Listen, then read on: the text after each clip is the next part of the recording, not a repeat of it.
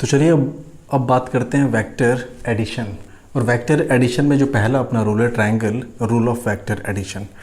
देखिए रूल कहता क्या है, पहले हम इस बात को समझ लेते हैं। इस रूल के अकॉर्डिंग कि when two vectors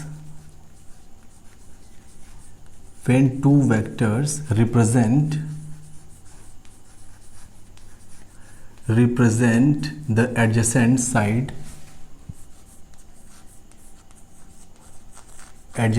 sides of any triangle, then third side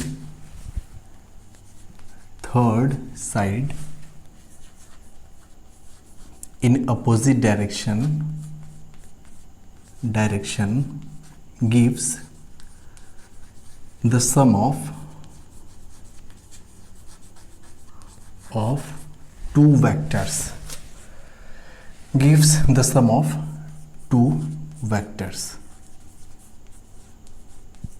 देखिए ये तो बात हुई स्टेटमेंट की। किस स्टेटमेंट के अकॉर्डिंग क्या बोला जाता है कि व्हेन टू वेक्टर्स रिप्रेजेंट, ये दो वेक्टर्स की बात हो रही है। जब दो वेक्टर किसी भी ट्रायंगल के दो एडजेसेंट साइड्स को रिप्रेजेंट करते हो तो जो उसमें तीसरी साइड होती है वो उन दोनों वेक्टर के सम को रिप्रेजेंट करती है। अब देखिए पहले इसको एक फिगर की हेल्प से समझ लेते हैं, डायग्राम की हेल्प से। इसके पहले हमने क्या देखा था? इसके पहले हमने ये देखा था कि जैसे ये कोई वेक्टर है, वेक्टर ए हमने इसको मान लिया, और ये कोई वेक्टर बी हुआ करता था, ये वेक्टर बी, और हमने ये माना था कि ये एंगल जो बना रहा था ये था theta angle, positive x axis के साथ, ये प्लस एक्स के साथ कितना एंगल बना रहा है? थीटा।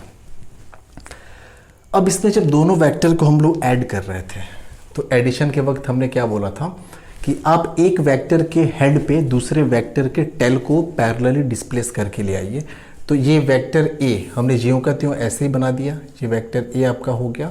उसके बाद हमने क्या किया कि ये जो वेक्टर बी था इसके टेल को हम ऐसे पैरेलल लेके गए और इसके हेड पे रख दिए, तो ये कुछ ऐसे बनेगा, ये आपका हो जाएगा वेक्टर बी।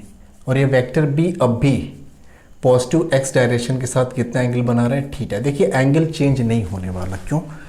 क्योंकि वेक्टर को हमने पैरेलली सिर्फ डिस्प्लेस किया, वेक्टर को हमने रोटेट नहीं किया।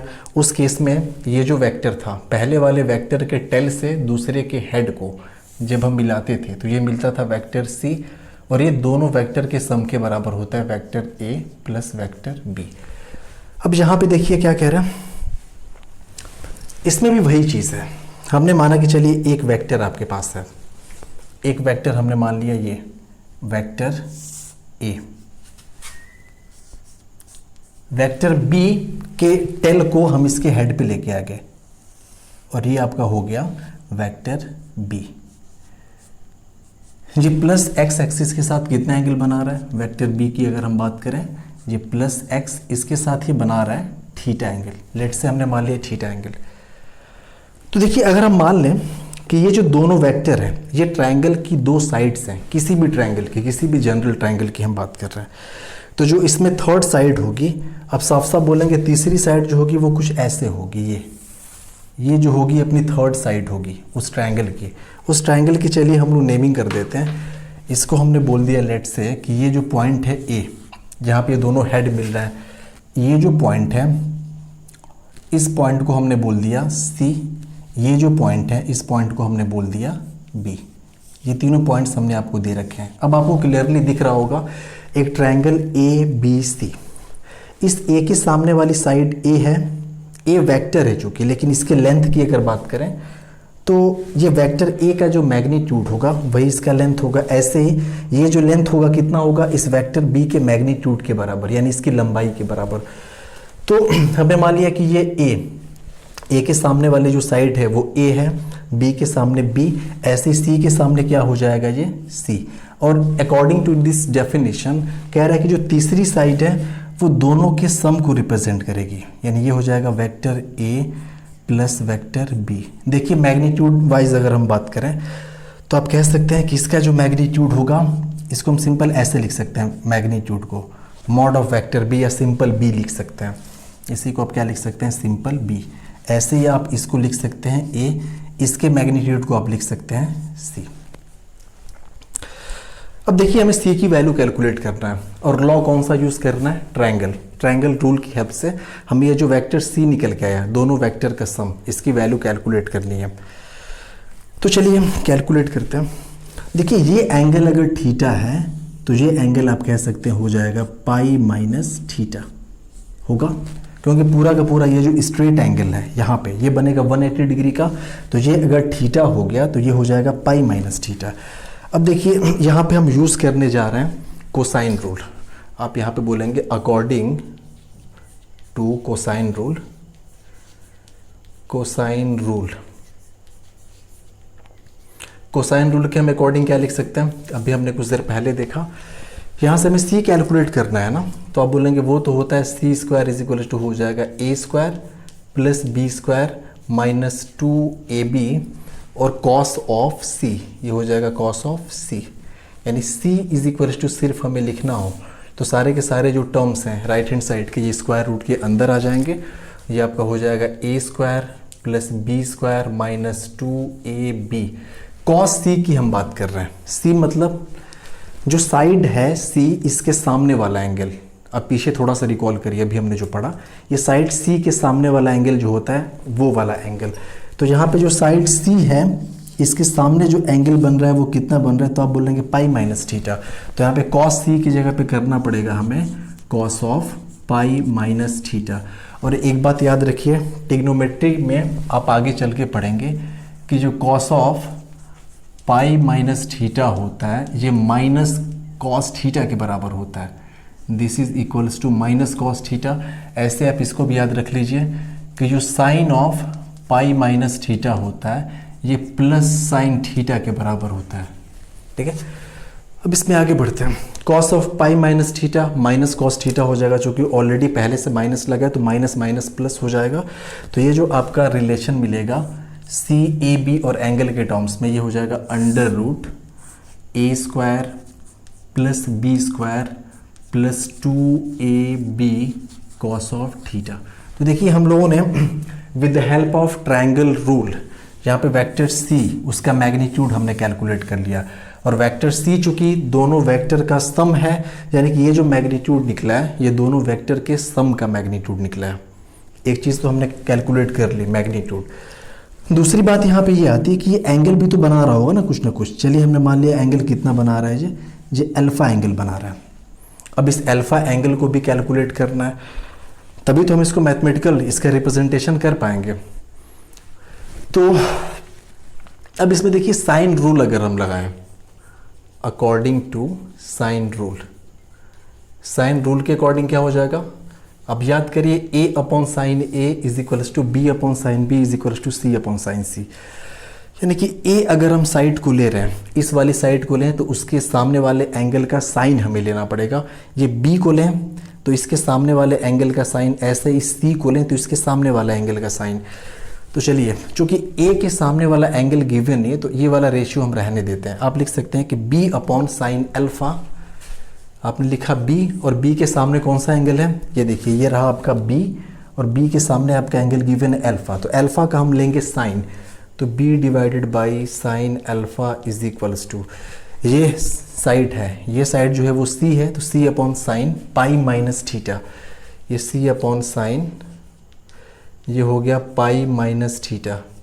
देखिए साइन पाई माइनस थीटा को हम लिख सकते हैं साइन थीटा, तो आप लिख सकते हैं which implies b upon sine alpha is equal to c upon sine theta. तो यहाँ से हम लिख सकते हैं sine alpha is equals to, ये हो जाएगा b डिवाइडेड बाई c और ये हो गया साइन थीटा। यानी हमें तो अल्फा कैलकुलेट करना है सिर्फ, तो alpha will be equals to sine inverse, ये हो जाएगा b upon c sine theta. तो देखिए एंगल की वैल्यू भी हमने कैलकुलेट कर ली। एंगल जो रिजल्टेंट वेक्टर यानी दोनों वेक्टर का सम, यानी दोनों वेक्टर का सम क्या है, वेक्टर c जो पॉजिटिव x डायरेक्शन के साथ बना रहा है alpha is equal to sine inverse b upon c sine theta, और उसका मैग्नीट्यूड हमने कैलकुलेट कर लिया। चूँकि इसका मैथमेटिकल रिप्रेजेंटेशन अगर हम देखें तो आप लिखेंगे vector c is equal to c angle alpha, ये होता है। और दोनों के दोनों चीज़ें चूँकि हम लोग यहाँ से कैलकुलेट कर चुके हैं तो हम यहाँ पे वैल्यू रख सकते हैं। ये बात समझ में आई। अब देखिए ये जो फॉर्मूला निकला है a square plus B square plus 2ab cos theta, यहाँ पे सबसे इंपॉर्टेंट चीज़ ये है थीटा के बारे में। आप बोलेंगे थीटा जो है ना, ये दोनों वेक्टर्स के बीच का एंगल है। ये वेक्टर ए और वेक्टर बी, जिन दोनों वेक्टर्स को हम ऐड कर रहे हैं उनके बीच का एंगल। तो थीटा आपका हो जाएगा एंगल बिटवीन ये vector A and vector B. समझ में आया? एक चीज़ और आप ध्यान रखेंगे, देखिए जब भी दो वेक्टर्स के बीच का एंगल निकालना हो ना, तो आप दोनों वेक्टर के टेल को एक जगह पे करिए, पैरेलली डिस्प्लेस करके, कैसे भी आप करके एक जगह पे कर दीजिए। जैसे अगर हम आपसे बोले कि कोई एक वेक्टर है हमारे पास, ये हो गया वेक्टर ए, और दूसरा वेक्टर हमारे पास है, चलिए ऐसे हमने मान लिया, ये हो गया, इसको हम मान लें वेक्टर कुछ भी आप इसको मान लीजिए, इसको वेक्टर एक्स मान लीजिए। चलिए हम बोल दें कि जो वेक्टर x है ये प्लस x के साथ बना रहा है 40 डिग्री का एंगल। तो बताइए वेक्टर a और वेक्टर x के बीच का एंगल क्या है? आपको कुछ नहीं करना, आप शिफ्ट करिए एक वेक्टर को पैरेलली और दूसरे वेक्टर के टेल पे इस वेक्टर के टेल को भी ले आइए। तो चलिए कुछ देर के लिए हम मान लें कि वेक्टर x को हम ऐसे ही रहने देते हैं। ये वेक्टर x को हमने क्या किया, ऐसे ही रहने दिया, और वेक्टर a जो था इसको ऐसे ही आगे बढ़ा दिया पैरेलली हमने, और वेक्टर a के टेल को जस्ट इस पे लाके हमने रख दिया। तो ये अब कुछ ऐसा हो जाएगा, ये हो गया वेक्टर a। तो अब आप देख सकते हैं कि एंगल जो क्या है 40 डिग्री, यानी ये आपका हो गया वेक्टर x, ये हो गया वेक्टर a, और दोनों के बीच का एंगल है 40 डिग्री। तो यहाँ पे थीटा इन दोनों के बीच का एंगल है। अगर आप ऐसे भी करते हैं ना, आप कहते हैं कि नहीं हमें a को टच नहीं करना, हमें वेक्टर x को डिस्प्लेस करना है, तो कोई बात नहीं, आप वेक्टर x को ऐसे डिस्प्लेस करिए। डिस्प्लेस करके इसके टेल को इसके टेल पे जब लाएंगे तो इसको पैरेलली ऐसे डिस्प्लेस करिए आप। तो अब जो है आपका वेक्टर x कुछ ऐसे होगा। ये आपने क्या किया कि इसको इस डायरेक्शन में डिस्प्लेस कर दिया, तो चूंकि एंगल अब भी वही होगा 40 डिग्री, क्योंकि पैरेलली हमने डिस्प्लेस किया। तो पॉजिटिव x डायरेक्शन के साथ जो वेक्टर x पहले एंगल बना रहा था उस एंगल पे कोई असर नहीं पड़ने वाला, अब भी एंगल उतना ही होगा। The angle between vector a and vector x is equals to 40 degree. तो ये हमने बात की triangle rule of vector additions की। तो ये फॉर्मूला निकल के आया, दो फॉर्मूले आपके पास। एक तो जब वेक्टर ऐड हो जाते हैं तो उनका जो मैग्नीट्यूड होता है वो कितना होता है, a square plus B square plus 2ab cos theta, and the resultant vector यानी जो वेक्टर c था, द एंगल बिटवीन, आप ये कह सकते हैं कि जो अल्फा है ना, ये वेक्टर a और वेक्टर c के बीच का एंगल है, रिजल्टेंट वेक्टर के बीच का एंगल है। इसको आप ऐसे बोलिए, ज़्यादा बेहतर होगा। आप इसको लिखिए कि जो अल्फा है, alpha is the angle between resultant vector, और रिजल्टेंट वेक्टर क्या है c। आप इसको भी c को ही लिख सकते हैं रिजल्टेंट वेक्टर r वेक्टर, यानी दोनों वेक्टर को ऐड करने पे जो रिजल्टेंट मिला है, एंगल बिटवीन ये रिजल्टेंट वेक्टर कह सकती है या फिर इसको c vector and vector a। समझ में आया? तो ये चीज़ें आपको जाननी पड़ेंगी अगर आके न्यूमेरिकल वगैरह आपको सही से करना है तो। अब देखिए इसी एक्सप्रेशन को अब हम लोग सॉल्व करेंगे with the help of parallelogram, यानी पैरेललोग्राम थ्योरम का यूज़ करके कैसे हम लोग रिजल्टेंट वेक्टर का फॉर्मूला फाइंड आउट करेंगे, a square plus B square plus 2ab cos थीटा ओवर रूट। आगे चलिए अब उसको देखते हैं हम लोग।